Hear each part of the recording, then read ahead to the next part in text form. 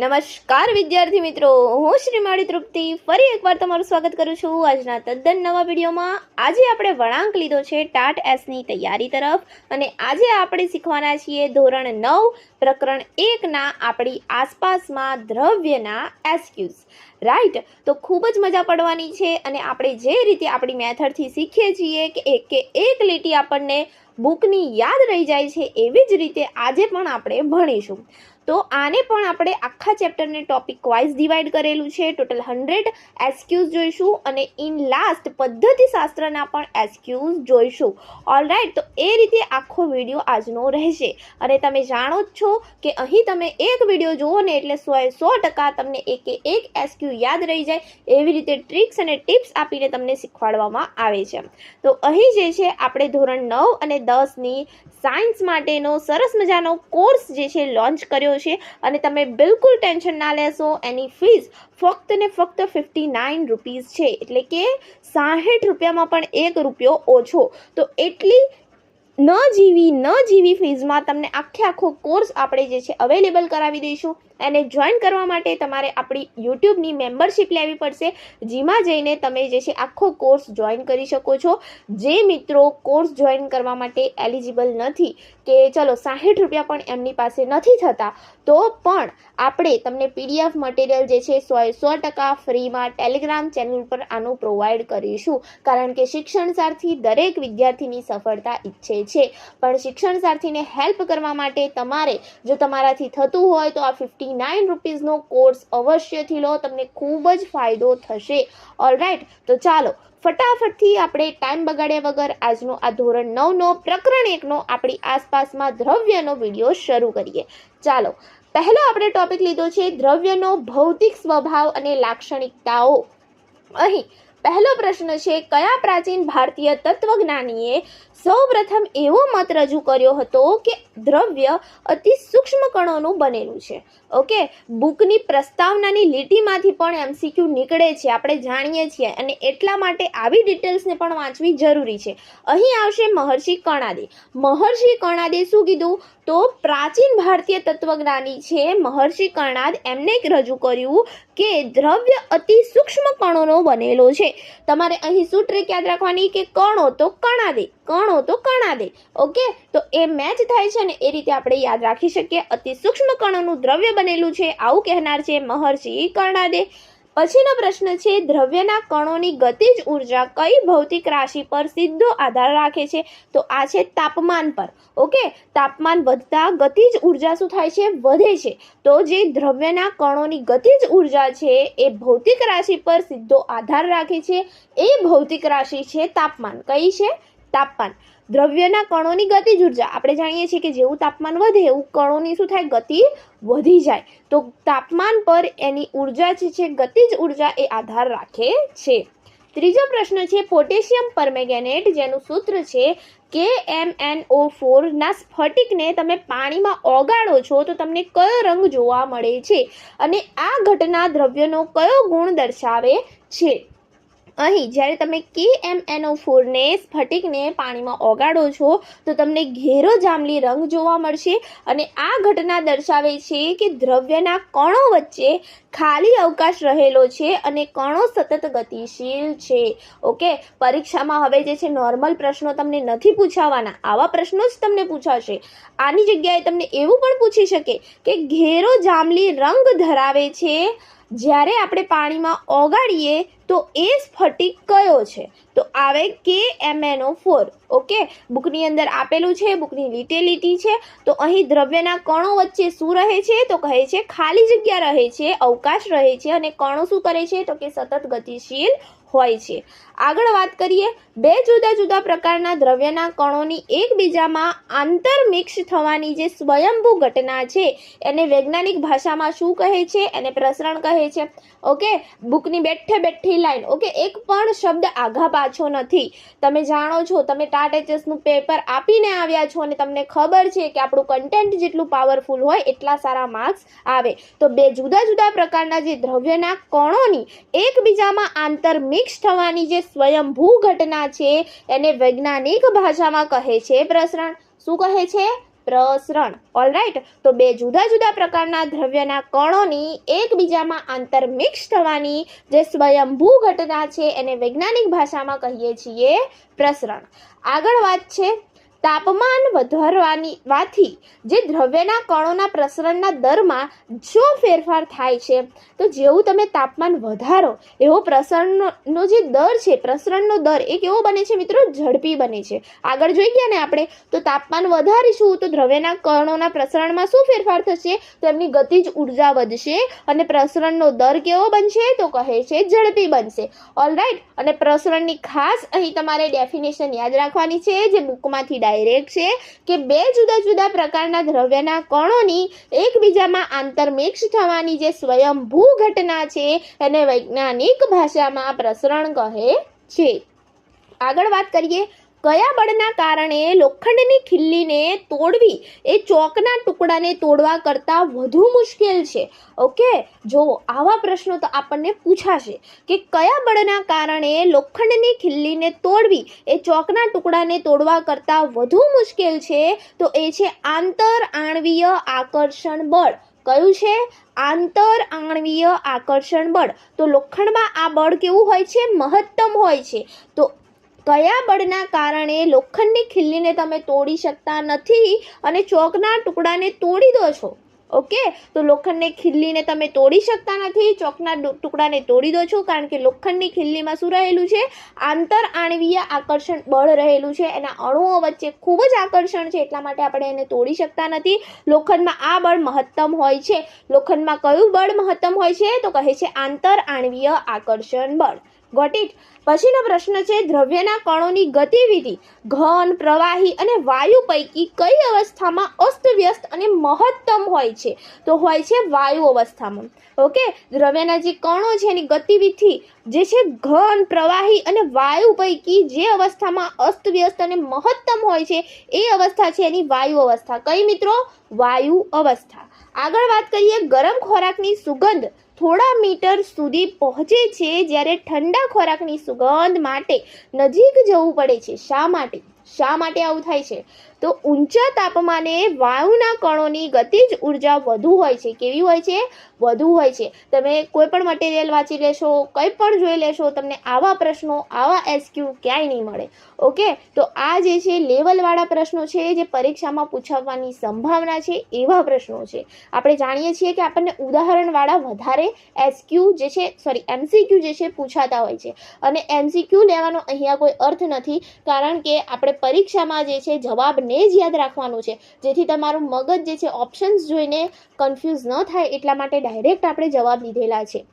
Okay, તો તમને direct યાદ આવે કે હા આવો કંઈક શબ્દ મેં સાંભળેલો છે, આવું કંઈક મેં વાંચેલું છે.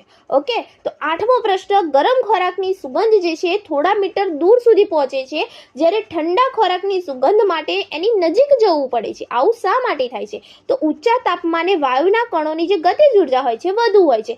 એની એ થિયરી છે પણ એને અલગ અલગ પ્રશ્નો કઈ રીતે પૂછી શકાય છે એ લીધેલું છે. તો જેથી હવામાં તેમનું પ્રસરણ કેવું થઈ જાય છે? ઝડપી બની જાય છે. ઓકે, તો ગરમ ખોરાકની સુગંધ કેમ થોડા મીટર દૂર સુધી પહોંચે છે? તો ઊંચું તાપમાન હોય એના કારણે વાયુઓ જે છે એના કણોની જે ગતિજ ઉર્જા જે છે એ વધી જાય છે જેથી હવામાં તેમનું પ્રસરણ કેવું થઈ જાય છે? ઝડપી બની જાય છે. ઓલરાઈટ, 9મો પ્રશ્ન જોઈએ. ડૂબકી માર જે તરવૈયો છે સ્વિમિંગ પુલમાં પાણી કાપીને આગળ વધી શકે છે. આ ઘટના દ્રવ્યનો કયો ગુણધર્મ દર્શાવે છે? તો પ્રવાહીના કણો વચ્ચે ખાલી અવકાશ હોય છે. ઓકે, આપણને સરસ મજાની આકૃતિઓ વડે પણ સમજાયું છે કે વાયુની અંદર કણો કેવા હોય? અસ્તવ્યસ્ત. પ્રવાહીની અંદર થોડા અસ્તવ્યસ્ત હોય અને પછી જ્યારે ઘનની વાત આવે તો એકદમ નજીક ગોઠવાયેલા હોય. રાઈટ, તો અહીં જે છે અહીં એ જ સેન્સથી તમને પ્રશ્ન પૂછ્યો છે કે ડૂબકી માર જે તરવૈયો છે એ સ્વિમિંગ પુલમાં પાણી કાપીને આગળ વધી શકે છે. આ ઘટના દ્રવ્યનો કયો ગુણધર્મ દર્શાવે છે? તો પ્રવાહીના કણો વચ્ચે શું હોય છે? ખાલી અવકાશ હોય છે. કેવો અવકાશ હોય છે? ખાલી અવકાશ હોય છે. અને આકર્ષણ બળ જે છે એ ઘન કરતાં પ્રવાહીમાં ઓછું હોય છે. આપણે જાણીએ છીએ સૌથી ઓછું શામાં હોય? વાયુમાં. એનાથી થોડું વધારે આકર્ષણ બળ પ્રવાહીમાં અને સૌથી વધારે આકર્ષણ બળ હોય છે ઘનમાં. ઓલરાઈટ, તો પ્રવાહીના કણો વચ્ચે ખાલી અવકાશ હોય છે અને આકર્ષણ બળ ઘન કરતાં ઓછું હોય છે. આ કારણ છે કે ડૂબકીમાર તરવૈયો જે છે સ્વિમિંગ પુલમાં પાણી કાપીને આગળ વધી શકે છે. આ ઘટના દ્રવ્યનો આ ગુણધર્મ દર્શાવે છે. ઓલરાઈટ, ચાલો. પાણી, ખાંડ અને ઓક્સિજન આ ત્રણેય પદાર્થોમાં કણો વચ્ચેના આંતરઆણ્વીય આકર્ષણ બળને ચડતા ક્રમમાં તમારે ગોઠવવાના છે. ઓકે, તો સૌથી ઓછું કોનું હોય? આગળ આપણે જોઈ ગયા વાયુનું હોય. વાયુ કયો છે? ઓક્સિજન. તો ઓક્સિજનને સૌથી ઓછું આંતરઆણ્વીય આકર્ષણ બળ હશે. એનાથી થોડું વધારે શામાં હશે? તો કહે છે પાણીમાં હશે. કેમ કે એ પ્રવાહી છે. અને સૌથી વધારે હશે ખાંડમાં, કેમ કે એ ઘન છે. ઓલરાઈટ, તો અહીં જે આપણે પહેલા 10 જે એસક્યુ જોયા, સરસ મજાના જે જોયા દ્રવ્યનો ભૌતિક સ્વભાવ અને એની લાક્ષણિકતાઓ ઉપર. હવે આપણે બીજા વિભાગમાં જે છે જોઈશું પ્રશ્નો. એ ટોપિક છે દ્રવ્યની અવસ્થાઓ અને તેના ગુણધર્મો. ઓકે, બી એલર્ટ, તમારું ધ્યાન સંપૂર્ણપણે અહીં કેન્દ્રિત રાખો તો તમારે બીજું કંઈ જ નહીં કરવું પડે. અને આ એસક્યુમાંથી આપણે આગળ પણ જે બાયોલોજીના આપ્યા હતા એમાંથી મોટા ભાગના જે MCQs હતા પરીક્ષામાં આપણા આપેલા બેઠા અમુક તો MCQs આવી ગયા હતા. તો તમારું સંપૂર્ણ કન્સન્ટ્રેશન અહીંયા રાખો, તમને જે ટોપિક છે એકદમ ક્લિયર થતા રહેશે. ઓકે, તો ચાલો દ્રવ્યની અવસ્થાઓ અને તેના ગુણધર્મો. દ્રવ્યની અવસ્થાઓ અને તેના ગુણધર્મો વિશે વાત કરીએ. તો આગળ હવે વાત કરીએ આપણે 11મા પ્રશ્ન તરફ વધીએ. દ્રવ્યની કઈ અવસ્થાને ચોક્કસ આકાર હોતો નથી પરંતુ ચોક્કસ કદ હોય છે? ખાસ ફોકસ કરો મિત્રો, ખાસ ફોકસ. ઓકે, તો પ્રવાહીને શું નથી હોતું? તો ચોક્કસ આકાર નથી હોતો. એને જે પાત્રમાં નાખશો એ પાત્રનો એ આકાર ગ્રહણ કરી લેશે. પણ એને શું હોય છે? તો એને ચોક્કસ કદ હોય છે. શું હોય છે? તો કહે છે ચોક્કસ કદ હોય છે. તો પ્રવાહી અવસ્થા એવી છે જેને આકાર નથી હોતો પરંતુ શું હોય છે એની પાસે? તો ચોક્કસ કદ હોય છે. એવું પૂછે કે કઈ અવસ્થા એવી છે જેની પાસે ના તો કદ છે ના તો આકાર છે અને એ બંને અનિશ્ચિત જ છે જ નહીં, અનિશ્ચિત છે, તો એ છે વાયુ અવસ્થા. ઓકે, કઈ અવસ્થા એવી છે જેને કદ પણ નથી, આકાર પણ નથી, અનિશ્ચિત છે? તો એ છે વાયુ અવસ્થા. અને વાત કરીએ ચોક્કસ આકાર હોતો નથી અને ચોક્કસ કદ હોય છે તો પ્રવાહી અવસ્થા. દ્રવ્યની એવી અવસ્થા કે જેને કદ અને આકાર બંને કેવા હોય? અનિશ્ચિત હોય, તો વાયુ અવસ્થા. ડન. આગળ વાત કરીએ વાદળી. સ્પોન્જને આપણે દબાવી શકીએ છીએ છતાં તેને ઘન પદાર્થ શા માટે ગણવામાં આવે છે? કેમ ગણ્યો? દબાવી શકીએ છીએ ને. તો એમાં શું એવી વસ્તુ છે કે આપણે એને કહી દીધું કે ભાઈ તું ઘન પદાર્થ છે? કારણ કે તેમાં રહેલા અત્યંત સૂક્ષ્મ છિદ્રોમાં હવા ભરાયેલી હોય છે. દબાવતા માત્ર હવા બહાર નીકળે છે પરંતુ તેનો મૂળ આકાર કેવો રહે છે? જળવાઈ રહે છે. ઓકે, તો વાદળી સ્પોન્જ છે એને આપણે દબાવી શકીએ છીએ છતાં તેને આપણે કીધું છે કે ઘન પદાર્થ છે કારણ કે એના જે અત્યંત સૂક્ષ્મ છિદ્રો છે એમાં હવા ભરાયેલી હોય છે અને દબાવતા શું થાય છે? માત્ર એની હવા બહાર નીકળે છે. એનો આકાર તો એઝ ઇટ ઇઝ રહે છે. એટલા માટે આપણે કીધું કે વાદળી શું છે? ઘન પદાર્થ છે. ડન. આગળનો પ્રશ્ન છે વાયુ પદાર્થને સરળતાથી દબાવી શકાય છે તેનું મુખ્ય કારણ શું છે? મેઇન રીઝન શું છે કે વાયુ પદાર્થને આપણે સરળતાથી દબાવી શકીએ? તો કારણ કે વાયુના કણો વચ્ચે આંતરઆણ્વીય જે અવકાશ છે એ મહત્તમ હોય છે, બહુ જ હોય છે એના કણો વચ્ચે. એટલે આપણે એને પ્રેશરાઇઝ કરીશું તો એના કણો વચ્ચેનો આંતરઆણ્વીય અવકાશ કેવો થશે? ઓછો થશે. ઓકે, કેવો થશે? તો કહે છે ઓછો થશે. તો વાયુ પદાર્થને સરળતાથી આપણે દબાવી શકીએ છીએ તેનું મુખ્ય કારણ છે કે વાયુના કણો વચ્ચે આંતરઆણ્વીય અવકાશ કેવો હોય છે? બહુ જ વધુ હોય છે, મહત્તમ હોય છે. અને જ્યારે આપણે એને દબાવીએ છીએ ત્યારે એનો આંતરઆણ્વીય અવકાશ કેવો થાય છે? ઓછો થાય છે, ન્યૂનતમ થાય છે. આગળ વાત કરીએ એકમ કદના દળને કઈ ભૌતિક રાશિ કહેવાય છે? એને ઘનતા કહે છે. એકમ કદના દળને કઈ ભૌતિક રાશિ કહીશું? તો એને ઘનતા કહીશું. ફરી એકવાર, એકમ કદનું જે દળ છે, એકમ કદના દળને કઈ ભૌતિક રાશિ કહેવાય છે? તો એને ઘનતા કહે છે. ઇંગ્લિશમાં એને ડેન્સિટી કહેવાય. ઓકે, એકમ કદના દળને કઈ ભૌતિક રાશિ કહેવાય છે? એને ઘનતા કહેવાય છે. એકમ કદના દળને કયા કદના? તો કહે છે એકમ. એકમ કદના દળને કઈ ભૌતિક રાશિ કહેવાય? તો ઘનતા કહેવાય. યાદ રહેશે, એકમ કદના દળને કઈ ભૌતિક રાશિ કહેવાય? તો ઘનતા કહેવાય. બરફ ઘન હોવા છતાં પાણી પર તરે છે, વૈજ્ઞાનિક કારણ આપો. તો એનું વૈજ્ઞાનિક કારણ એ છે કે બરફની છિદ્રાળુ અને પાંજરા જેવી રચનાને કારણે તેની ઘનતા પાણી કરતાં ઓછી હોય છે. મોસ્ટ આઈએમપી ફોર અવર એક્ઝામિનેશન. ઓલરાઈટ, બરફની ઘનતા કેવી હોય છે? પાણી કરતાં ઓછી હોય છે. તો બરફ ઘન હોવા છતાં પાણી પર તરે છે, એનું વૈજ્ઞાનિક કારણ છે કે બરફની છિદ્રાળુ અને પાંજરા જેવી રચના છે. એની રચના કેવી છે? પહેલી તો છિદ્રાળુ છે અને પાંજરા જેવી રચના છે, અને તેની ઘનતા જે છે એ પાણી કરતાં કેવી હોય છે? ઓછી હોય છે. કેવી હોય છે? ઓછી હોય છે. એટલા માટે બરફ જે છે એ પાણી ઉપર તરે છે. ઓલરાઈટ, તો પાણી કરતાં બરફની ઘનતા કેવી? તો ઓછી. ઓકે, તો બરફની છિદ્રાળુ અને પાંજરા જેવી રચના છે, એના કારણે પાણીની ઉપર તરે છે. બીજું મેઇન રીઝન કે બરફની ઘનતા એ પાણી કરતાં કેવી છે? તો કહે છે ઓછી છે. સીએનજીનું પૂરું નામ ખાસ, ઓકે, બહુ નાનું એવું લાગે કે આવું તો કંઈ પૂછાતું હોય પરીક્ષામાં, છતાં પણ પૂછાય, ઇઝી લેવલના પ્રશ્નો પણ પૂછાય. ઓકે, સીએનજીનું પૂરું નામ છે કમ્પ્રેસ્ડ નેચરલ ગેસ. કયું છે? Compressed natural gas. અને એલપીજીનું પૂરું નામ છે લિક્વિફાઈડ પેટ્રોલિયમ ગેસ. બંને યાદ રાખવાના છે, બંને. ઓકે, કમ્પ્રેસ્ડ નેચરલ ગેસ અને લિક્વિફાઈડ પેટ્રોલિયમ ગેસ, જેને ગુજરાતીમાં કહેવાય પ્રવાહીકૃત પેટ્રોલિયમ વાયુ. એલપીજીને ગુજરાતીમાં કહેવાય પ્રવાહીકૃત પેટ્રોલિયમ વાયુ. ઓકે, અંગ્રેજીમાં કહેવાય લિક્વિફાઈડ પેટ્રોલિયમ ગેસ. ઓલરાઈટ, એલપીજીનું પૂરું નામ લિક્વિફાઈડ પેટ્રોલિયમ ગેસ, સીએનજીનું પૂરું નામ કમ્પ્રેસ્ડ નેચરલ ગેસ. ઓકે, તો અહીં પ્રવાહિત પેટ્રોલિયમ વાયુ, એલપીજીનું જે છે ગુજરાતીમાં નામ. અહીં તમને ઓપ્શન આપે ને પણ એ ગોથે ચડાવી દે ને એવા આપે. કમ્પ્રેસની જગ્યાએ કોમ્પ્રિહેન્સિવ લખી દે, કાં તો બીજું કંઈક લખી દે, એટલે થોડો ઘણો માઇનર ચેન્જ હોય ને એવા ઓપ્શન આપે, ત્યારે આપણે મગજ જે છે ગોથે ચડે. તો કમ્પ્રેસ્ડ નેચરલ ગેસ છે સીએનજીનું પૂરું નામ, લિક્વિફાઈડ પેટ્રોલિયમ ગેસ છે એલપીજીનું પૂરું નામ, જેને પ્રવાહીકૃત પેટ્રોલિયમ વાયુ પણ કહેવાય છે. તો આવા સરસ મજાના કન્ટેન્ટ માટે મને ખ્યાલ છે ત્યાં સુધી 59 રૂપીઝ જે છે બહુ નથી, તો તમે 59 રૂપિયાની એ મેમ્બરશિપ જે છે અચૂકપણે જોઈન કરો, જેથી મારા આવા બહુ જ સારા એવા વિડીયોઝ હું તમારા સુધી વધુ ને વધુ પહોંચાડી શકું. ઓલરાઈટ, તો સીએનજી અને એલપીજીનો ઈંધણ તરીકે ઉપયોગ દ્રવ્યના કયા ગુણધર્મને આભારી છે? તો વાયુઓની ઉચ્ચ દબનીયતા. આગળ જોઈ ગયા ને કે વાયુઓના જે અણુઓ છે એમાં આ આંતર આણવીય અવકાશ કેવો હોય છે? ખૂબ વધારે હોય છે.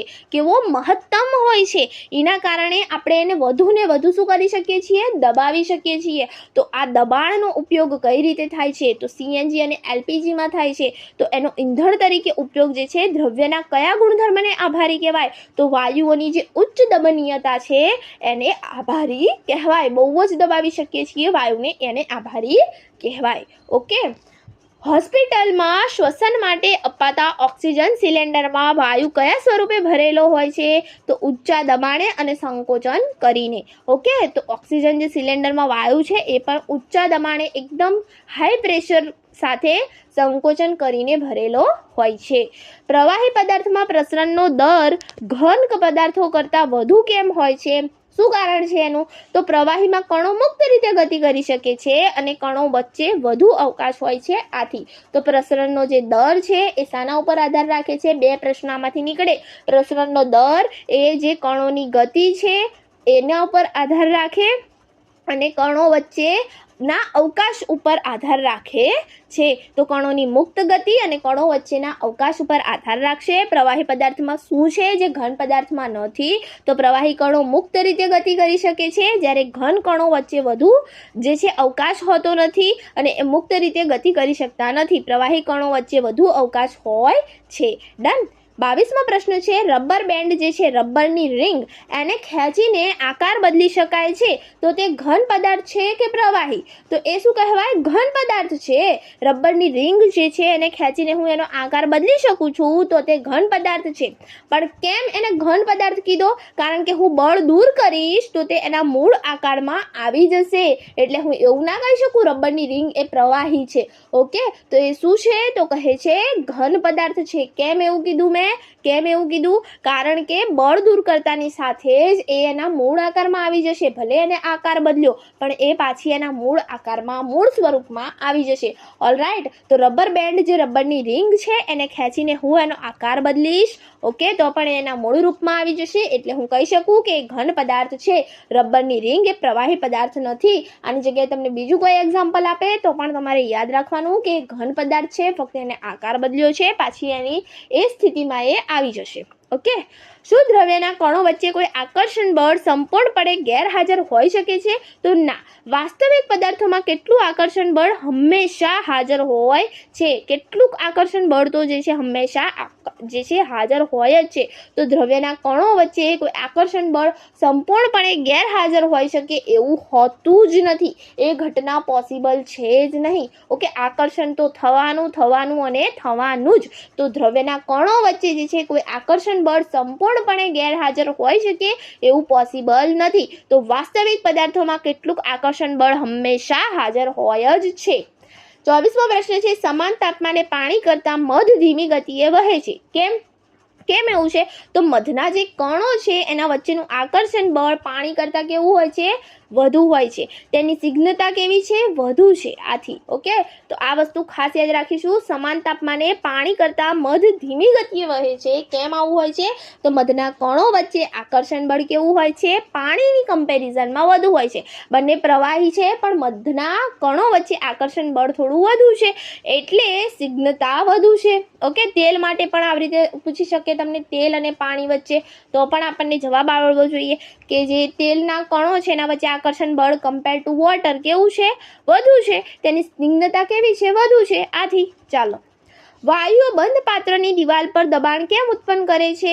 તો વાયુના જે કણો છે એ અસ્તવ્યસ્ત અને ઝડપી ગતિને કારણે પાત્રની દિવાલ સાથે અથડાય છે અને બળ લગાવે છે. અને આ જ કારણ છે કે સિલિન્ડરનો આકાર કેવો હોય છે? નળાકાર હોય છે. એનો આકાર ચોરસ નથી હોતો કે લંબચોરસ નથી હોતો, પણ નળાકાર જ હોય છે કે જેથી જે વાયુઓની અથડાય દિવાલો સાથે તો પણ એ પાછા અંદરની તરફ આવી જાય. અને જો એની જગ્યાએ ચોરસ કે એવો કંઈક આકાર હોય તો એ વાયુઓ જે પ્રેશરાઇઝ કરીને અંદર ભરેલા છે સરળતાથી સિલિન્ડર ફાટી જાય અને બહાર નીકળી જાય. એટલા માટે જ સિલિન્ડરનો આકાર કેવો હોય છે? નળાકાર હોય છે.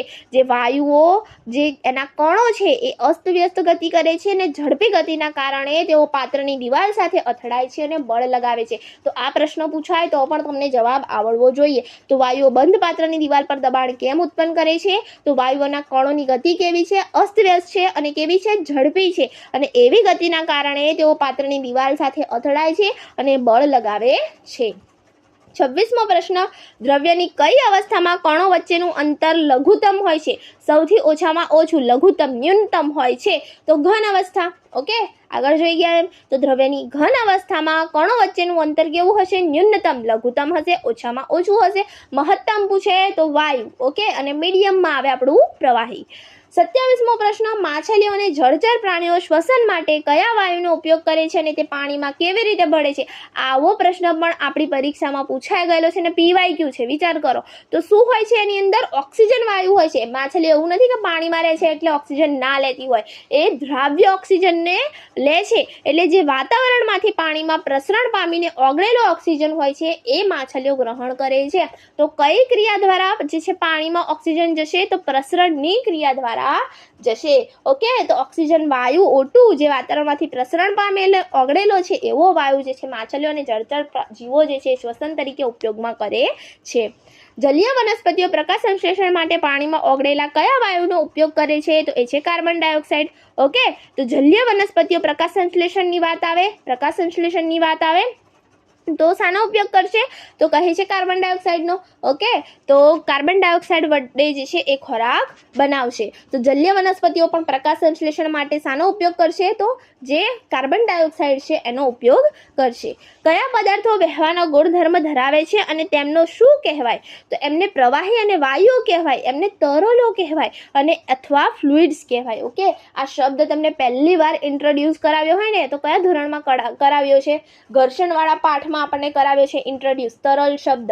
ઓકે, જ્યારે લગભગ 6ઠ્ઠાની કે 7માની પુસ્તક છે જેમાં ઘર્ષણ પાઠ છે એની અંદર આ તરલ શબ્દનો ઉપયોગ થયો છે ફોર ફ્લુઇડ્સ, જે પ્રવાહી છે, અને વાયુઓ એમના માટે. અને એમના પર એમની અંદર જે પ્રવાહીમાં લાગતું ઘર્ષણ બળ હોય કે વાયુઓમાં લાગતું ઘર્ષણ બળ હોય ને એને ઘસડાવવું કહેવાય. એવો પણ એક શબ્દનો પ્રયોગ છે, એને ઘસડાવવું કહેવાય. રાઈટ. તો કયા પદાર્થ વહેવાનો ગુણધર્મ ધરાવે છે અને તેમને શું કહેવાય? તો પ્રવાહી અને વાયુઓ ધરાવે છે અને તેમને તરલ પદાર્થ અથવા ફ્લુઇડ્સ કહેવાય છે. ઓલરાઈટ. તમે 9, 10ની આપી રહ્યા છો ને ટાટ એસની પરીક્ષા, તો તમારા જે નાના ધોરણો છે ને 6, 7, 8નું વિજ્ઞાન એ એકદમ કડકડાટ હોવું જોઈએ. ઓલરાઈટ. ચાલો 30મો પ્રશ્ન છે, લાકડાનું ટેબલ ઘન પદાર્થ કહેવાય છે કારણ કે તો તેને નિશ્ચિત આકાર, કદ અને સીમાઓ છે. આથી તેને હું ઘન પદાર્થ કહીશ અને એનો ખાસ ગુણધર્મ ઘન પદાર્થ થવા માટેનો કે તે અદબનીય છે, કારણ કે એના અણુઓ જે છે એના વચ્ચે આંતરઆણ્વિક બળ કેવું છે? ખૂબ જ વધુ છે. ખૂબ જ વધુ હોવાથી એ કેવું છે? અદબનીય છે. જ્યારે હું વાયુને દબાવી શકું છું પણ હું ઘન પદાર્થને દબાવી શકતી નથી, કેમ કે તે અદબનીય છે. તેના અણુઓ જે છે એના વચ્ચેનું આંતરઆણ્વીય બળ કેવું છે? એકદમ ઓછું છે. ઓલરાઈટ. ચાલો હવે આવીશું તાપમાન અને દબાણની અસર પર. આની ઉપર હવે આપણે એસક્યુઝ જોઈશું. ઓકે. ચાલો 31મો પ્રશ્ન, જે તાપમાને ઘન પદાર્થ પીગળીને પ્રવાહી સ્વરૂપમાં રૂપાંતરિત થાય તેને તે પદાર્થનું શું કહેવાય? તો એને એનું ગલન બિંદુ કહેવાય, મેલ્ટિંગ પોઈન્ટ. ઓકે. સાયન્સના સ્ટુડન્ટ હોઈએ એટલે ગલન બિંદુ જે છે વધારે સમજાવવું ન જ પડે. તો જે તાપમાને ઘન પદાર્થ ઓગળીને પીગળીને કયા સ્વરૂપમાં આવે? તો કહે છે પ્રવાહી સ્વરૂપમાં રૂપાંતરિત થાય એને એનું ગલન બિંદુ કહેવાય. પીગળ્યો ઘન પદાર્થ અને પ્રવાહી બન્યો તો એનું ગલન બિંદુ કહેવાશે. ઉત્કલન બિંદુ કોને કહેવાય? તમારે મને કહેવાનું છે. ઓલરાઈટ. તો ગલન બિંદુ જે તાપમાને ઘન પદાર્થ પીગળ્યો, પીગળીને પ્રવાહી બન્યો એને કહીશું ગલન બિંદુ. પીગલ ગયા. ઓકે. તો ગલન બિંદુ, પીગલ ગયા તો ગલન બિંદુ. ઓકે. કોઈ પદાર્થનું ગલન બિંદુ શું સૂચવે છે? તો તે પદાર્થના કણો વચ્ચેના આકર્ષણ બળની પ્રબળતા સૂચવે છે. ઓકે. કે કેટલું આકર્ષણ બળ છે. ઓકે. તો કોઈ પદાર્થનું ગલન બિંદુ શું સૂચવે છે? તો તે પદાર્થના કણો વચ્ચેના આકર્ષણ બળની પ્રબળતા સૂચવે છે કે કેટલા પ્રબળ રીતે આકર્ષણ સાથે એના કણો જોડાયેલા છે, કેટલા તાપમાને ગલન બિંદુ પામે છે, એટલે કે એટલા તાપમાન સુધી એ જે છે સસ્ટેન કરી શકે છે આકર્ષણ બળને. તો ગલન બિંદુ શું સૂચવશે? તો તે પદાર્થના કણો વચ્ચેના જે આકર્ષણ બળની પ્રબળતા છે એ સૂચવશે. બરફનું ગલન બિંદુ કેલ્વિન માપક્રમમાં કેટલું થાય? તો 273.15 કેલ્વિન થાય. ઓકે. ડન. 0.15 પણ યાદ રાખવાનું. તો 273.15 કેલ્વિન થાય. બરફનું ગલન બિંદુ કેલ્વિન માપક્રમમાં કેટલું થાય? 273.15 કેલ્વિન થાય. 273.15 કેલ્વિનને ગણતરીની સરળતા માટે આપણે કેટલા લઈ શકીએ છીએ? તો 273 કેલ્વિન લેવાય. ઓકે. દાખલામાં 273 કેલ્વિન લેવાય. ગલનની પ્રક્રિયા દરમિયાન બરફ સંપૂર્ણ પીગળી ન જાય ત્યાં સુધી તાપમાનમાં કેવો ફેરફાર થાય છે? તાપમાન અચળ રહે છે અને બદલાતું નથી. સંપૂર્ણ રીતે જે છે બરફ જે છે પીગળી જવો જોઈએ અને ન પીગળી જાય ત્યાં સુધી તાપમાનમાં કેવો ફેરફાર થશે? તો તાપમાન અચળ રહેશે અને બદલાશે નહીં. ઓકે. તો ગલનની પ્રક્રિયા દરમિયાન બરફ સંપૂર્ણ પીગળી ન જાય ત્યાં સુધી તાપમાનમાં કોઈ જ ફેરફાર કરવામાં આવતો નથી, એને અચળ રાખવામાં આવે છે. 1 કિલોગ્રામ ઘન પદાર્થને વાતાવરણીય દબાણે અને તેના ગલન બિંદુ જેટલા તાપમાને પ્રવાહીમાં રૂપાંતરિત કરવા માટે જરૂરી ઉષ્મા ઉર્જા છે એને શું કહેવાય છે? એને ગલન ગુપ્ત ઉષ્મા કહે છે. કેવી ઉષ્મા કહેવાય મિત્રો? ગલન ગુપ્ત ઉષ્મા કહે છે. તો 1 કિલોગ્રામ ઘન પદાર્થ, ખાસ યાદ રાખીશું, 1 કિલોગ્રામ ઘન પદાર્થને વાતાવરણીય દબાણે અને તેના ગલન બિંદુ જેટલા તાપમાને પ્રવાહીમાં રૂપાંતરિત કરવું છે અને એના માટે એ કરવા માટે જે જરૂરી ઉષ્મા ઉર્જા છે એને હું શું કહીશ? ગલન ગુપ્ત ઉષ્મા કહીશ. શું કહીશ? ગલન ગુપ્ત ઉષ્મા કહીશ. તો 1 કિલોગ્રામ ઘન પદાર્થને વાતાવરણીય દબાણે અને તેના ગલન બિંદુ જેટલા તાપમાને, એના ગલન બિંદુ જેટલા તાપમાને પ્રવાહીમાં હું રૂપાંતરિત કરવા માંગુ છું અને એના માટે મારે જેટલી ઉષ્મા ઉર્જાની જરૂર છે એને હું એની ગલન ગુપ્ત ઉષ્મા કહીશ. રાઈટ. 73મો પ્રશ્ન, બરફના ગલન દરમિયાન અપાતી ઉષ્મા તાપમાન વધારવાને બદલે કયા ખર્ચાય છે? ક્યાં ખર્ચાશે? તો કણો વચ્ચેના આકર્ષણ બળને નબળું પાડી અવસ્થા બદલવામાં. ક્યાં ખર્ચાશે? કણો વચ્ચેના આકર્ષણ બળને નબળું પાડશે અને શું કરશે? એની અવસ્થા બદલશે. ઘનમાંથી કઈ અવસ્થા કરી દીધી? પ્રવાહી કરી દીધી. તો બરફના ગલન દરમિયાન અપાતી જે ઉષ્મા છે એ તાપમાન વધારવાને બદલે ક્યાં ખર્ચાશે? તો કણો વચ્ચેના આકર્ષણ બળને શું કરશે? નબળું પાડશે અને એની અવસ્થામાં બદલાવ કરશે. ઘનમાંથી એને પ્રવાહી અવસ્થામાં ફેરવશે. ઓકે. 0 સેલ્સિયસ એટલે કે 273 કેલ્વિન. ખાસ યાદ રાખવાનું, 0 સેલ્સિયસ એટલે કે 273 કેલ્વિન તાપમાને પાણીના કણોની ઉર્જા એ તે જ તાપમાને બરફના કણોની ઉર્જા કરતાં કેવી હોય છે? તો એ વધુ હોય છે. ગલનગુપ્ત ઉષ્માના કારણે કેવી હોય છે? વધુ હોય છે. આવું પણ પૂછાયેલું છે. ઓકે, તો જે 273 કેલ્વિન જે છે 0 સેલ્સિયસ તાપમાન છે, એ તાપમાને પાણીના કણોની ઉર્જા છે એ તે જ તાપમાને બરફના કણોની ઉર્જા કરતાં કેવી હશે? તો વધુ હશે. ઓકે, ગલનગુપ્ત ઉષ્માના કારણે કેવું હશે?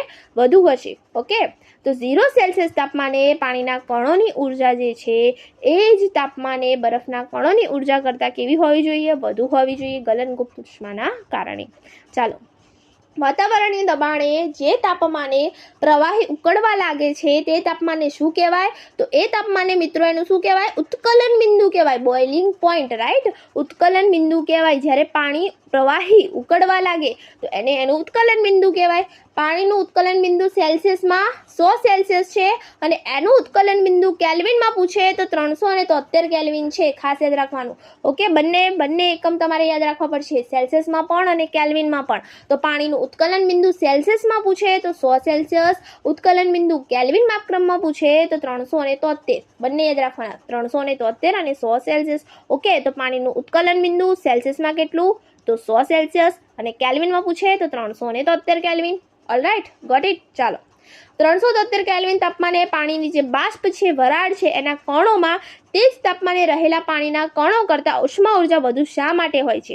ઓકે, તો બાષ્પીભવન ગુપ્ત ઉષ્માના કારણે. કઈ ઉષ્માના કારણે? તો કહે છે બાષ્પીભવન ગુપ્ત ઉષ્માના કારણે. તો 373 કેલ્વિન તાપમાને પાણી જે બાષ્પ છે, પાણીની બાષ્પ એટલે કે પાણીની વરાળ જે છે એના કણોમાં તે જ તાપમાને રહેલા પાણીના કણો કરતાં, એ જ તાપમાને જે પાણીના કણો રહેલા છે એના કરતાં ઉષ્મા ઉર્જા કેવી હશે? વધુ જ હશે ને, વધુ હશે. તો એ શા માટે એવું હોય છે? તો બાષ્પીભવન ગુપ્ત ઉષ્માના કારણે.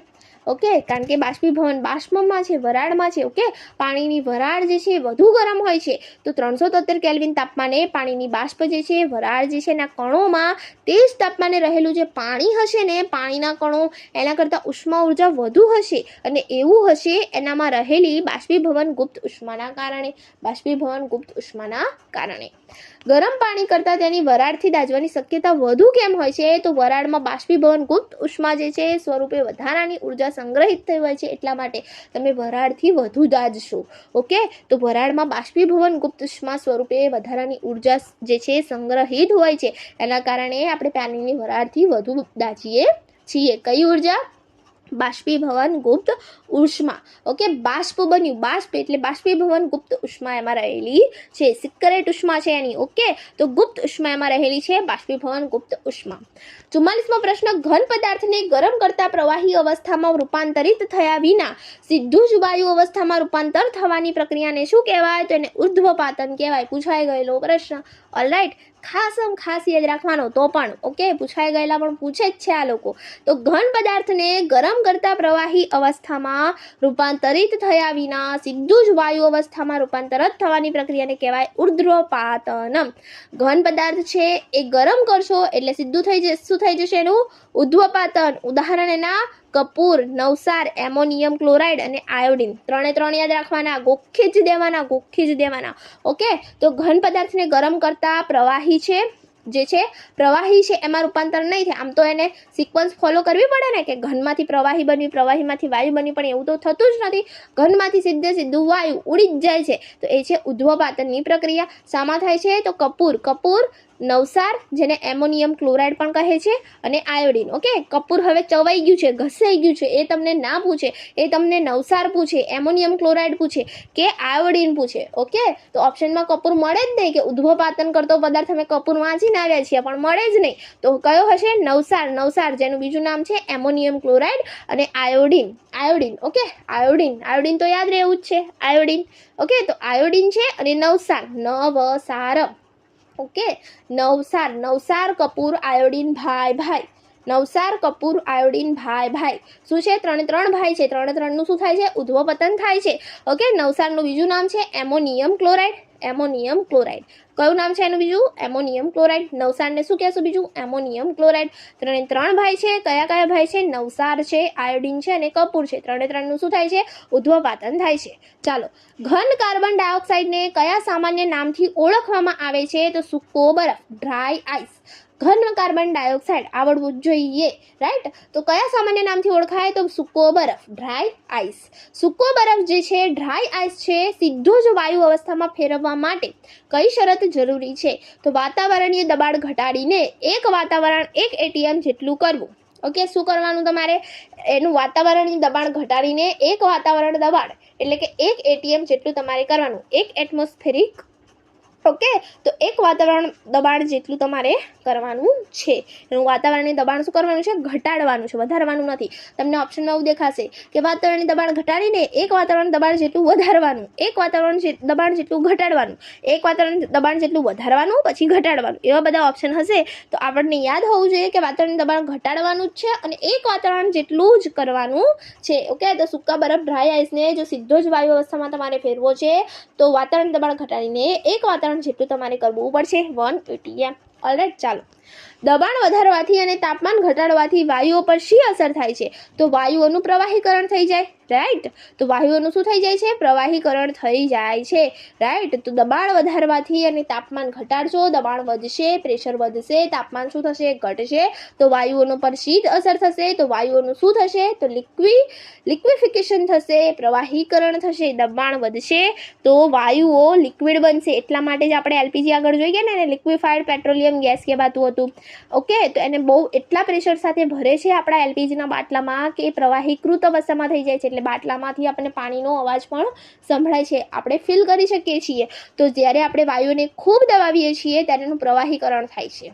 ઓકે, 25 સેલ્સિયસ તાપમાને કેલ્વિન માપક્રમમાં ફેરવો. ઓકે, આવો પ્રશ્ન પૂછાઈ ગયેલો છે અને આગળ પણ પૂછાવાની શક્યતા છે.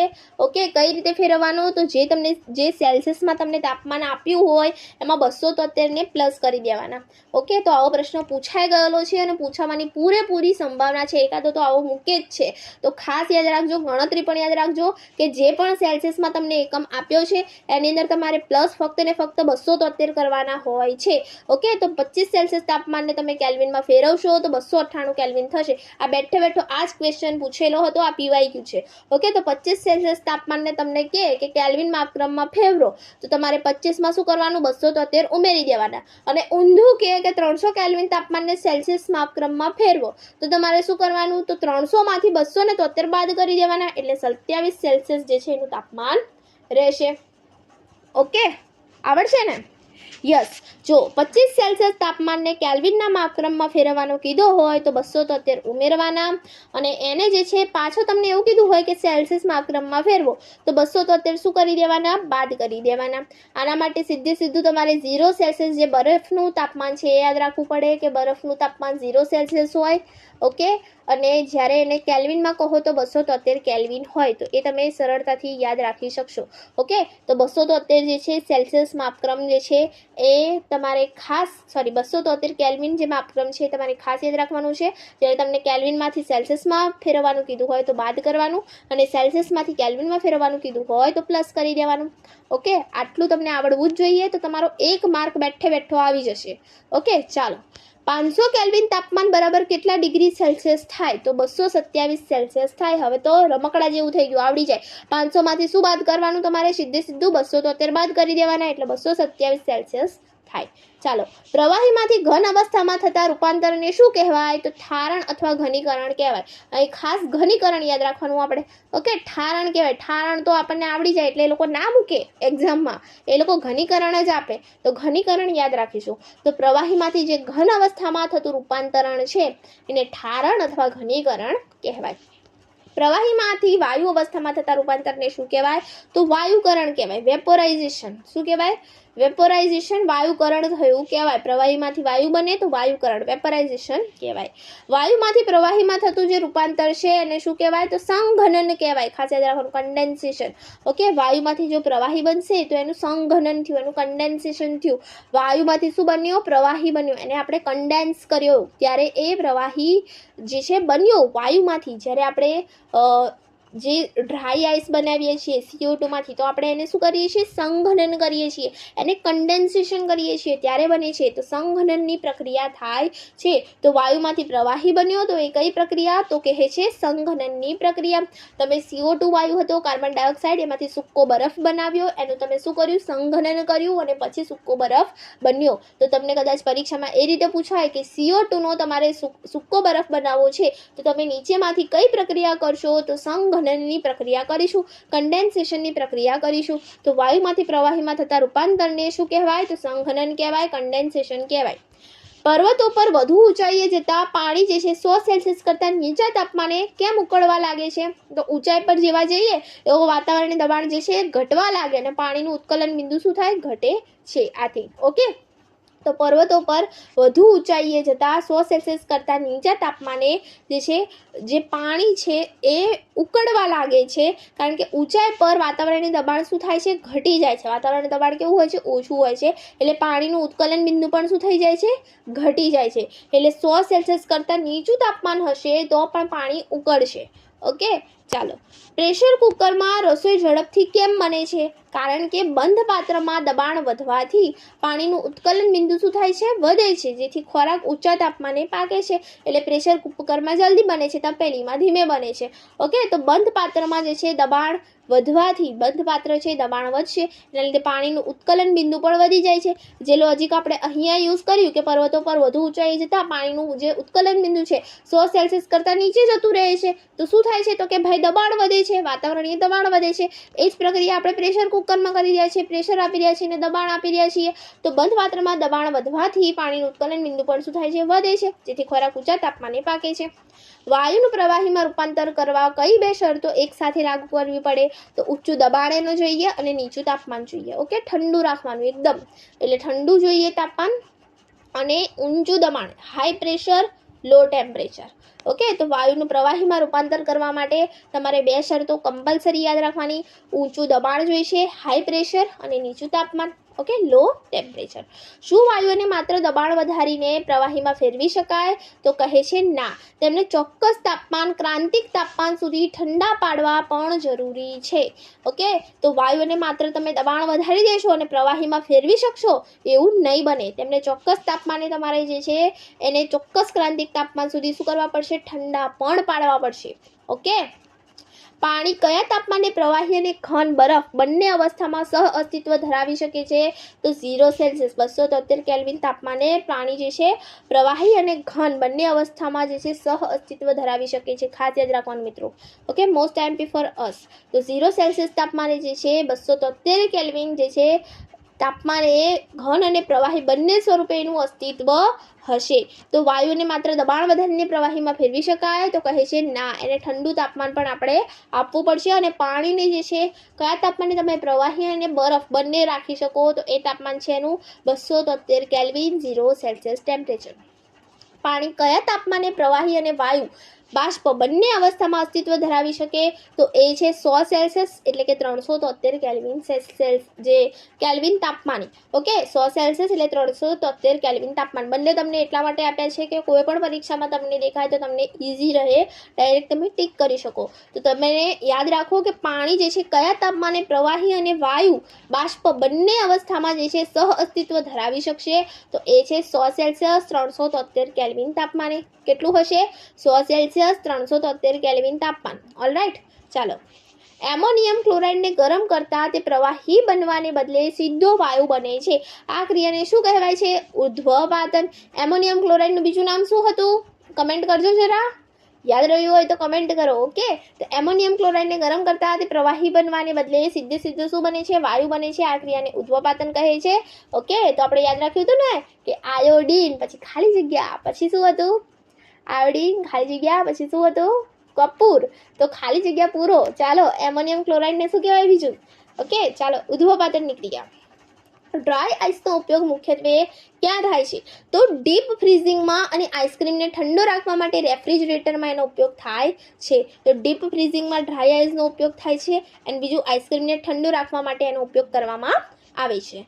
તાપમાન માપવા કયા માપક્રમમાં તાપમાનનું મૂલ્ય ક્યારેય ઋણ હોતું નથી? તો એ છે કેલ્વિન માપક્રમ. ઓકે, ક્યારેય ઋણ નહીં હોય. આપણે સેલ્સિયસમાં જાણીએ છીએ માઇનસ હોય છે, માઇનસમાં જાય છે, પણ જે કેલ્વિન છે એમાં ઋણ નહીં થાય. ઓલરાઈટ, તો તાપમાન માપવા માટેનો એ એકમ એવો છે કેલ્વિન એકમ કે જેનું તાપમાન જે છે ઋણ નહીં થાય. બરફ અને મીઠાના મિશ્રણને શું કહેવાય જે 0 સેલ્સિયસથી નીચેનું તાપમાન મેળવવા વપરાય છે? તો એને ઠારણ મિશ્રણ, ઓકે, ફ્રીઝિંગ મિક્સચર કહે છે. બહુ ઇઝી છે. તો બરફ અને મીઠાનું એવું મિશ્રણ હોય છે જે 0 સેલ્સિયસથી નીચું તાપમાન મેળવવા માટે વપરાય છે અને ઠારણ મિશ્રણ કહે છે. ખાસ કરીને તમે ગોળાવાળા રતિયા અને કુલ્ફીવાળા રતિયા જોયું હશે, એ લોકો મીઠું ઉપર ભભરાવતા હોય છે. તો મીઠાનું મિશ્રણ જે છે એની અંદર નાખવામાં આવે છે જે 0 સેલ્સિયસથી નીચું તાપમાન કરવામાં હેલ્પ કરે છે, એને ઠારણ મિશ્રણ કહે છે. જ્યારે પાણી ઉકળતું હોય ત્યારે થર્મોમીટરમાં પારાના સ્તરમાં શું ફેરફાર થાય છે? તો પારાનું સ્તર જે છે 100 સેલ્સિયસ પર કેવું રહેશે? સ્થિર રહેશે.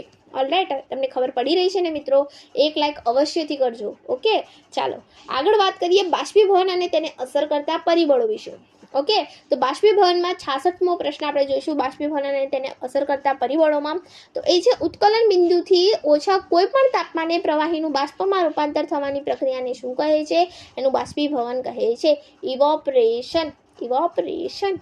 ઓકે, તો ઉત્કલન બિંદુ જે હોય એનાથી ઓછા કોઈ પણ તાપમાને પ્રવાહીનું બાષ્પ સ્વરૂપમાં રૂપાંતરણ થઈ જાય તો એ પ્રક્રિયાને એનું બાષ્પીભવન કહેવાય. Okay, done. તો ઉત્કલન બિંદુથી ઓછા કોઈ પણ તાપમાને પ્રવાહીનું બાષ્પમાં રૂપાંતર થવાની પ્રક્રિયાને એનું બાષ્પીભવન કહે છે. તમને કદાચ પરીક્ષામાં એવું આપી દે ઉત્કલન બિંદુથી વધુ, તો આપણે યાદ રાખવાનું ઉત્કલન બિંદુથી ઓછું. ના, બાષ્પ બની છે, ઉત્કલન બિંદુથી ઓછું છે. તો ઉત્કલન બિંદુથી ઓછા કોઈ પણ તાપમાને પ્રવાહીનું બાષ્પમાં રૂપાંતરણ થાય એને બાષ્પીભવનની પ્રક્રિયા કહેવાય. હવે નાના શબ્દોને આપણે પકડવાના છે પરીક્ષામાં. એમને તમને જે છે ગફલત ખાવા માટે જેવા શબ્દો રાખ્યા છે કે તમે ગોથે જડો ને ખોટો ઓપ્શન ટીક કરીને આવો. તો ઉત્કલન બિંદુથી ઓછા કોઈ પણ તાપમાને પ્રવાહીનું બાષ્પમાં રૂપાંતર થાય એ પ્રક્રિયાને બાષ્પીભવન કહેવાય છે. ઉત્કલન અને બાષ્પીભવન વચ્ચેનો મુખ્ય તફાવત શું છે? તો ભાઈ લોગ, ઉત્કલન એ સમગ્ર જથ્થાત્મક ઘટના છે, જ્યારે બાષ્પીભવન માત્ર સપાટી પર થતી ઘટના છે. ઓકે, સમગ્ર જે ઉત્કલન થાય ને ત્યારે તમે જો નીચેથી પરપોટા નીકળીને બહાર આવે પાણી. ઓકે, તો ઉત્કલન થયું, પણ જે એટલે જથ્થાત્મક છે, આખો પાણીનો જથ્થો ઉકળશે, બધું ઉકળશે, જથ્થાત્મક છે. તમે બસ એ ઉદાહરણ તમારા મગજમાં તપેલી ફિટ કરી દો, તપેલીમાં પાણી ઉકાળી દેવા છો, આખી જથ્થાત્મક પ્રક્રિયા છે, બધું ઉકળશે. જ્યારે બાષ્પીભવનમાં માત્ર સપાટી પર થતી ઘટના છે. ઓકે, સપાટી પર જ થશે. સપાટી પર, જેમ કે તળાવની સપાટી, નદીની સપાટી. ઓકે, કપડાં સુકવવા ગયા તો કપડાની સપાટી, તો સપાટી પર જે છે પ્રક્રિયા થશે માત્ર બાષ્પીભવનની પ્રક્રિયા હશે, સપાટી પર થતી પ્રક્રિયા. ઓકે, અને ઉત્કલન સમગ્ર જથ્થાત્મક ઘટના છે. સપાટીનું ક્ષેત્રફળ વધારવાથી બાષ્પીભવનના દરમાં શું ફેરફાર થાય છે? તો સપાટીનું ક્ષેત્રફળ વધુ તો બાષ્પીભવન વધુ, ફટાફટ બધું ઉડશે.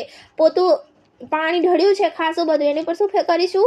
પોતું ફેરવી દઈશું, બહુ ફેલાઈ દઈશું પાણીને, તો ફટાફટ બાષ્પીભવન થઈને બધું પાણી જે છે ઉપર જતું રહેશે. તો જે છે સપાટીમાં ક્ષેત્રફળ જેટલું વધારે બાષ્પીભવન એટલું વધારે, સપાટીનું ક્ષેત્રફળ જેટલું ઓછું બાષ્પીભવન એટલું ઓછું. તાપમાન વધારો થતાં બાષ્પીભવન ઝડપી કેમ બને છે?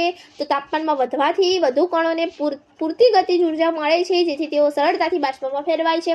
ઓકે, તો ઉનાળામાં બાષ્પીભવન કેવું હશે? ઝડપી હશે. ચોમાસામાં બાષ્પીભવન કેવું હશે? કમ્પેરેટિવલી ઓછું હશે. શિયાળામાં કેવું હશે? કમ્પેરેટિવલી ઓછું હશે. ઓકે, તો જે બાષ્પીભવનની ઘટના છે એ આધાર રાખે છે તાપમાન પર. તાપમાન વધે, બાષ્પીભવન વધે. કેમ? કારણ કે જે કણોને પૂરતી ગતિજ ઉર્જા મળી રહે છે એટલા માટે.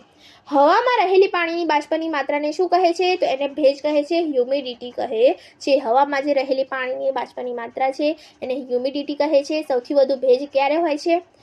ચોમાસા દરમિયાન. ઓકે, તો હવામાં રહેલી જે પાણીની બાષ્પની માત્રા છે એને આપણે કહીશું ભેજ, હ્યુમિડિટી. હવામાં ભેજની માત્રામાં વધારો થતાં બાષ્પીભવનના દરમાં શું થાય છે? તો બાષ્પીભવનનો દર શું થશે? ઘટશે.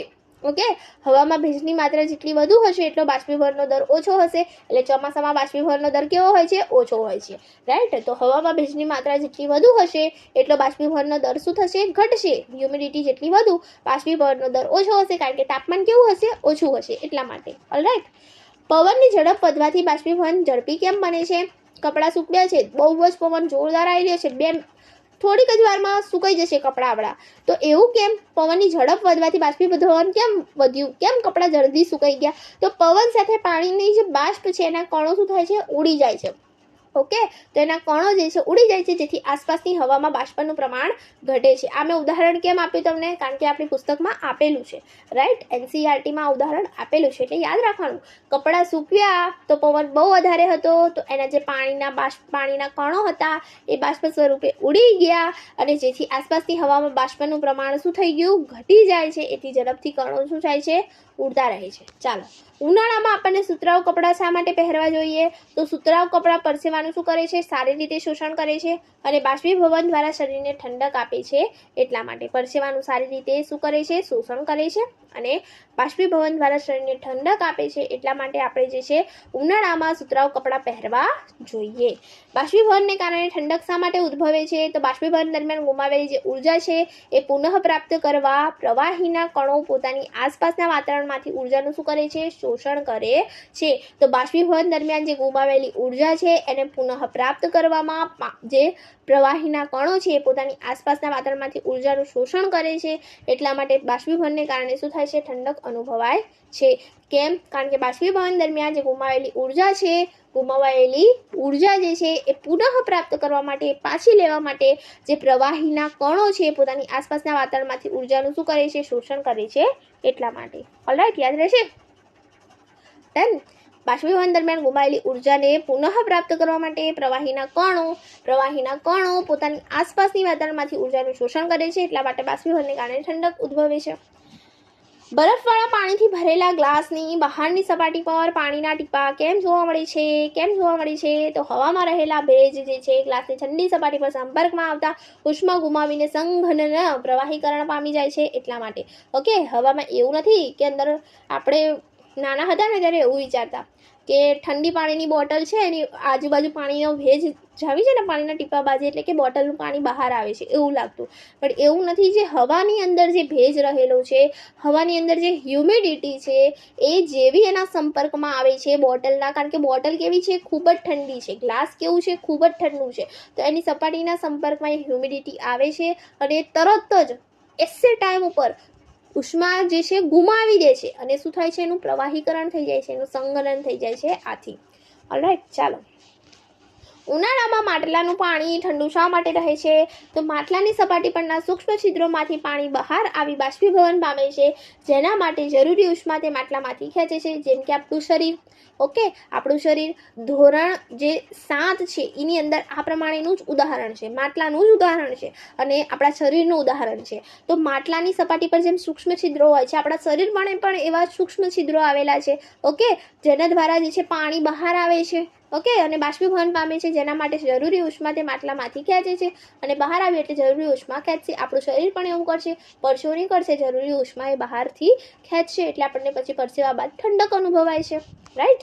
ચાલો, પેટ્રોલ એસિટોન જે નેલ પોલિશ રિમૂવર છે એ અંતર હથેળી પર મૂકતા ઠંડક કેમ અનુભવાય છે? તો આ પદાર્થો કેવા છે મિત્રો? અત્યંત બાષ્પશીલ છે. આપણે જાણીએ છીએ પેટ્રોલ જે છે તરત જ ઉડી જાય હવામાં.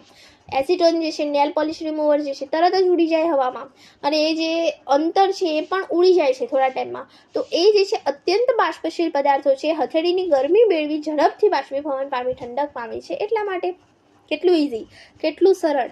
ઓકે, તો એ અત્યંત બાષ્પશીલ પદાર્થો છે, જેવા ગરમીના આપણે હથેળીની પણ ગરમી હોય છે, એના સંપર્કમાં આવ્યા એવા તરત ઉડી ગયા, અમે બાષ્પીભવન પામી ગયા. ઓકે, તમારે પેટ્રોલ જ્યારે આમ જતું જુઓ ને, આમ ઉડતું કોક વખત તમારે વિચારવાનું કે ઉડી ગયો, બાષ્પીભવન પામી ગયો.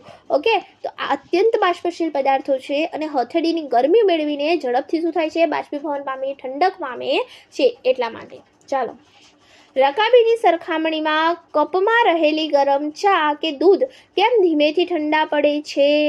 કેમ? ક્ષેત્રફળના કારણે. કપમાં પ્રવાહીની ખુલ્લી સપાટીનું ક્ષેત્રફળ રકાબી કરતાં ઓછું હોવાથી બાષ્પીભવન ધીમું થશે. રકાબીનું ક્ષેત્રફળ વધુ હોવાથી બાષ્પીભવન ઝડપી થશે. કપડાં સૂકવવાની ક્રિયા એ કઈ ભૌતિક ઘટનાનું ઉત્તમ ઉદાહરણ છે? બાષ્પીભવનની ઘટનાનું ઉત્તમ ઉદાહરણ છે. ચોમાસામાં ભેજવાળા વાતાવરણમાં કપડાં સુકાતા વધુ વાર કેમ લાગે? તો હવાનું ભેજ જે છે એના પ્રમાણ વધુ હોવાથી બાષ્પીભવનનો દર કેવો થાય છે? ઘટી જાય છે. ગરમ અને સૂકા દિવસોમાં ડેઝર્ટ કુલર જે છે વધુ સારી ઠંડક કેમ આપે છે? તો સૂકા દિવસોમાં ભેજ ઓછો હોય છે અને તાપમાન વધુ હોવાથી બાષ્પીભવન ખૂબ જ ઝડપી થાય છે. ઓલરાઈટ, એટલા માટે તો ગરમ અને સૂકા દિવસોમાં ડેઝર્ટ કુલર જે હોય છે એ વધુ સારી ઠંડક આપે છે, કેમ કે સૂકા દિવસોમાં ભેજ કેવો હોય છે? ઓછો હોય છે અને તાપમાન કેવું હોય છે? વધુ હોય છે. તો બાષ્પીભવન કેવું થાય છે? ખૂબ જ ઝડપી થાય છે. એટલા માટે નખ પરથી પોલિશ દૂર કરનાર જે પ્રવાહી છે જેને એસિટોન કહે છે એ બાષ્પશીલ છે કે અબાષ્પશીલ? આગળ જ જોઈ ગયા, અત્યંત બાષ્પશીલ.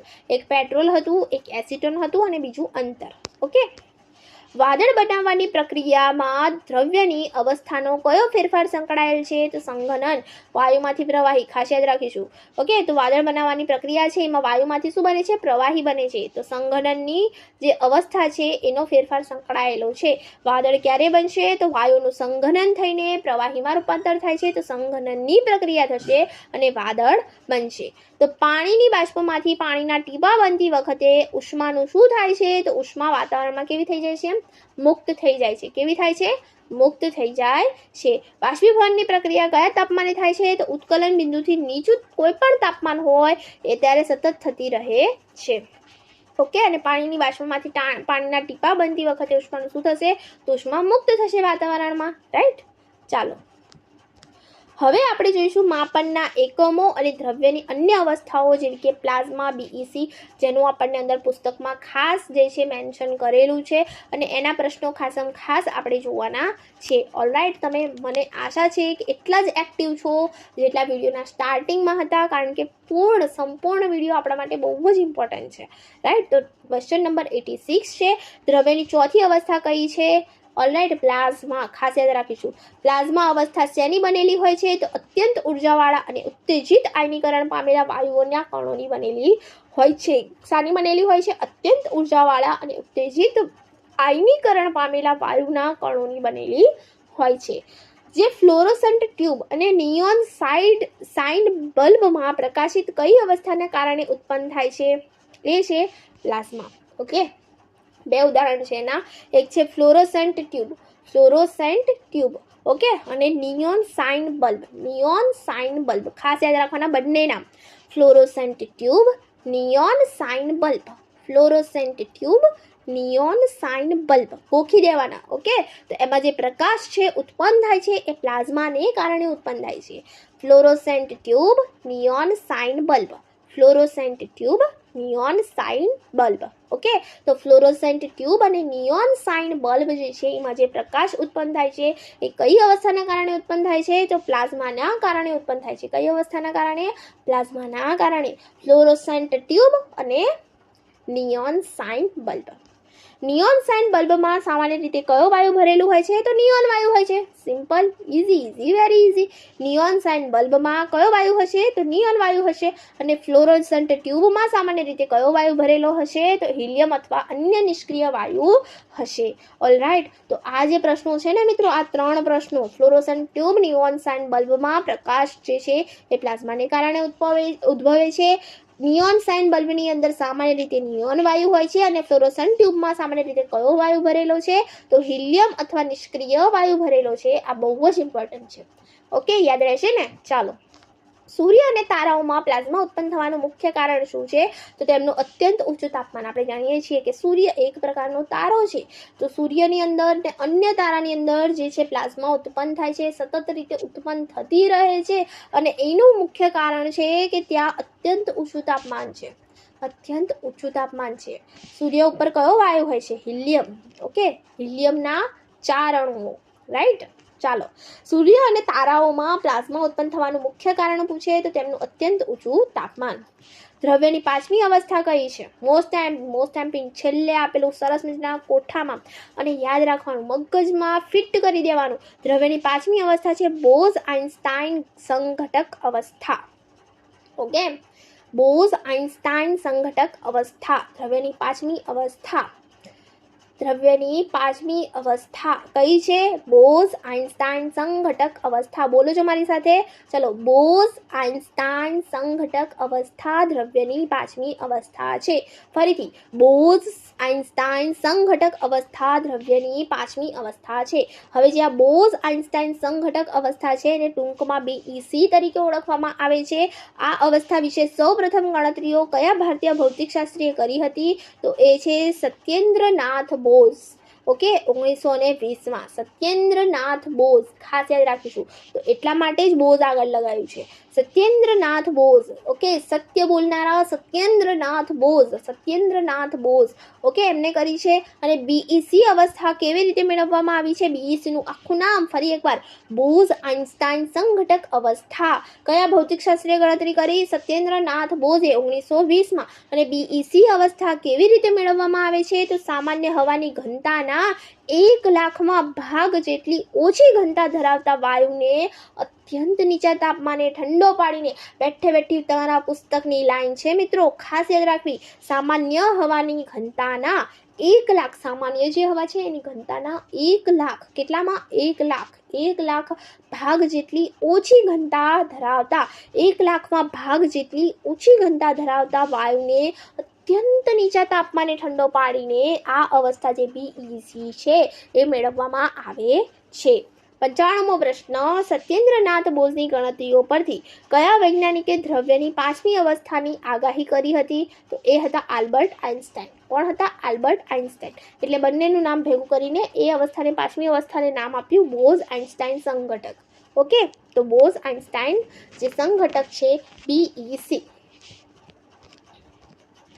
ઓકે, આ ખાસ યાદ રાખીશું. સામાન્ય હવાની ઘનતાના 1,00,000માં ભાગ જેટલી ઓછી ઘનતા ધરાવતા વાયુને અત્યંત નીચા તાપમાને ઠંડો પાડીને BEC અવસ્થા મેળવાય છે. સત્યેન્દ્રનાથ બોઝની જે ગણતરીઓ છે એના પરથી જે વૈજ્ઞાનિકે દ્રવ્યની પાંચમી અવસ્થાની આગાહી કરી હતી એ છે આલ્બર્ટ આઇન્સ્ટાઇન.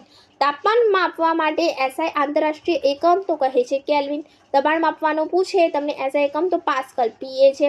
અને એક વાતાવરણ દબાણ એટલે આશરે કેટલા પાસ્કલ થાય? તો ખાસ યાદ રાખવાનું કે 1.01 પર ટાઈમ્સ 10⁵ પાસ્કલ. ઓકે, ચાલો. એક વાતાવરણ દબાણ એટલે આશરે કેટલા પાસ્કલ થાય? તો 1.01 અને ટાઈમ્સ 10⁵ પાસ્કલ. અને દબાણ માપવાનો SI એકમ પૂછે તો પાસ્કલ. તાપમાન માપવા માટેનો SI એકમ પૂછે, આંતરરાષ્ટ્રીય SI એકમ છે કેલ્વિન.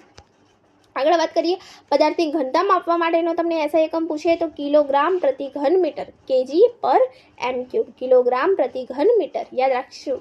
ઓકે, પદાર્થની ઘનતા માપવા માટેનો SI એકમ પૂછે, પદાર્થની ઘનતા માપવા માટેનો કિલોગ્રામ પ્રતિ ઘન મીટર રહેશે. અને 100મો પ્રશ્ન આપણો આજનો, પ્રવાહીનું કદ માપવા માટે વપરાતો સામાન્ય એકમ લીટર છે. 1 લીટર બરાબર કેટલા મિલીમીટર થાય? તો 1000 મિલીમીટર થાય, યાદ રહે, રાઈટ? ચાલો, હવે જોઈશું ગણિત અને વિજ્ઞાનના પદ્ધતિશાસ્ત્રના 10 SQ. Okay, attention please. ચાલો, પ્રશ્ન 1 છે, ગણિત શિક્ષણમાં આગમન પદ્ધતિનું સૂત્ર જે છે, મુખ્ય સૂત્ર કયું છે? ઉદાહરણથી નિયમ તરફ, વિશિષ્ટ પરથી સામાન્ય તરફ. રાઈટ, તો ઉદાહરણ પરથી નિયમ તરફ, વિશિષ્ટ પરથી સામાન્ય તરફ કહી શકાય. જેમાં કોણ સક્રિય હશે? અધ્યેતા સક્રિય હશે. તો ગણિત શિક્ષણમાં આગમન પદ્ધતિનું મુખ્ય સૂત્ર છે ઉદાહરણથી નિયમ તરફ. વિજ્ઞાન શિક્ષણમાં હ્યુરિસ્ટિક પદ્ધતિના પ્રણેતા કોણ છે? હ્યુરિસ્ટિક પદ્ધતિ, જેને શોધ પદ્ધતિ તરીકે પણ ઓળખવામાં આવે છે, તો એના પ્રણેતા જે છે એ છે પ્રોફેસર H.E. આર્મસ્ટ્રોંગ. હ્યુરિસ્ટિક પદ્ધતિ જે છે એ કયા વાદ હેઠળ આવશે? વ્યવહારવાદ હેઠળ આવશે. ઓકે, વ્યવહારવાદ હેઠળ હ્યુરિસ્ટિક પદ્ધતિ આવશે. ઓકે, આપણે જે શિક્ષણની પદ્ધતિઓ છે 2 વાદમાં ખાસ ડિવાઈડ કરી છે. એક આવે છે આપણો આદર્શવાદ અને બીજો છે વ્યવહારવાદ. વ્યવહારવાદની અંદર આ હ્યુરિસ્ટિક પદ્ધતિ સામેલ છે. હ્યુરિસ્ટિક પદ્ધતિ આપી છે પ્રોફેસર H.E. આર્મસ્ટ્રોંગે. રાઈટ, તો વિજ્ઞાન શિક્ષણમાં હ્યુરિસ્ટિક પદ્ધતિના પ્રણેતા પૂછે તો પ્રોફેસર H.E. આર્મસ્ટ્રોંગ. હ્યુરિસ્ટિક શોધ પદ્ધતિ આર્મસ્ટ્રોંગે આપી છે. હ્યુરિસ્ટિક શોધ પદ્ધતિ પ્રોફેસર H.E. આર્મસ્ટ્રોંગે આપી છે. વિજ્ઞાન અને ગણિતમાં પ્રોજેક્ટ પદ્ધતિ કઈ ફિલોસોફી દર્શન પર આધારિત છે? તો વ્યવહારવાદ ઉપર આધારિત છે. જ્હોન ડ્યુઈની વિચારધારા, રાઈટ, જ્હોન ડ્યુઈની વિચારધારા ઉપર આધારિત છે, વ્યવહારવાદ ઉપર આધારિત છે. તો પ્રોજેક્ટ પદ્ધતિની ફિલોસોફી પૂછે અને દર્શન પર આધારિત પૂછે તો વ્યવહારવાદ આવશે. ગણિતમાં ભૂમિતિના પ્રમેય સાબિત કરવા માટે કઈ પદ્ધતિનો સૌથી વધુ ઉપયોગ થાય છે? તો એ છે પૃથ્થકરણ સંશ્લેષણ પદ્ધતિ, રાઈટ, આપણને ખ્યાલ છે. પૃથ્થકરણ એટલે છૂટું કરવું, ટુકડાઓમાં વહેંચી દેવું. સંશ્લેષણ એટલે ભેગું કરવું. ચાલો, કોઈ એક જટિલ સમસ્યાને નાના નાના ભાગોમાં વહેંચીને તેનો ઉકેલ મેળવવાની પદ્ધતિને શું કહે છે? પૃથ્થકરણ પદ્ધતિ, છૂટું કર્યું. ઓકે, વિજ્ઞાન શિક્ષણમાં કરતા શીખવું, લર્નિંગ બાય ડુઈંગના સિદ્ધાંત પર કઈ પદ્ધતિ સૌથી વધુ ભાર મૂકે છે? તો પ્રયોગશાળા પદ્ધતિ. ખાસ યાદ રાખવાનું, લર્નિંગ બાય ડુઈંગ, પ્રયોગશાળા પદ્ધતિ. ગણિતને બધા વિજ્ઞાનોની રાણી કોણે કહી છે? એ છે કાર્લ ફ્રેડરિક ગૌસ. બધા વિજ્ઞાનોની રાણી એટલે ગણિત. Okay, queen of all sciences. Okay, આવા પ્રશ્નો તમને છે ને ફક્ત આપણી ચેનલ ઉપર જોવા મળશે, આવા સરસ મજાના ગોઠવેલા. તો આવા જ વિડીયો જોવા માટે જે છે તમારે અમારી ચેનલ પર બનેલું રહેવાનું છે અને આને સબસ્ક્રાઇબ કરી દેવાની છે. તો ગણિતને બધા વિજ્ઞાનોની રાણી કહેનાર છે Carl Friedrich Gauss. Okay, Carl Friedrich Gauss. તો બધા વિજ્ઞાનોની રાણી કહી છે કાર્લ ફ્રેડરિક ગૌસે.